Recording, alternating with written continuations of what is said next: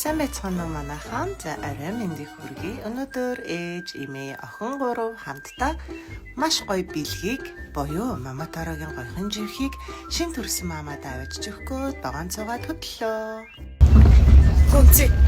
Гонц бит хоёр дүүтэй болсон. Дүүдээ гоё памперс хүргэж өгөхөд багаан цугаад навцсан. Бүүти. Гонц бит хоёр дүүдээ гоё пампер хүргэж өгөхөд явчихна. Миний дүүц энэ пампыг хэрэглүүл энэ пампыг гойсон гэж хэлсэн тий.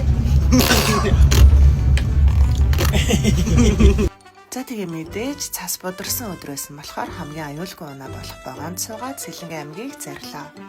Өөрөө анх төрөнгүүтээ памперс ямар чухал гэдгийг мэдэрсэн болохоор охиныхоо хэрэгэлдэг маматаараа буюу хамгийн нэмгэн хамгийн хөнгөн халуун цулдгүй улаалгадгүй харшил өгдөг гой памперсыг аваад шинэ мамаа дээр авчлаа. За тийм мэдээж шинэ мамаад пампи дээрээс нь маш гоё салфетгийг энэ салфетгийг бүр 14 хоног хөдөө орон нутагт нэг ч усанд орохгүйгээр охинтойгоо хэрглэж зураг авалтанд орсон. Тэгээд тэр үед ямар ч хашил өгөө болохоор итгэлтэйгээр шин төрсөн мамад авчирч бэлгэлж байна.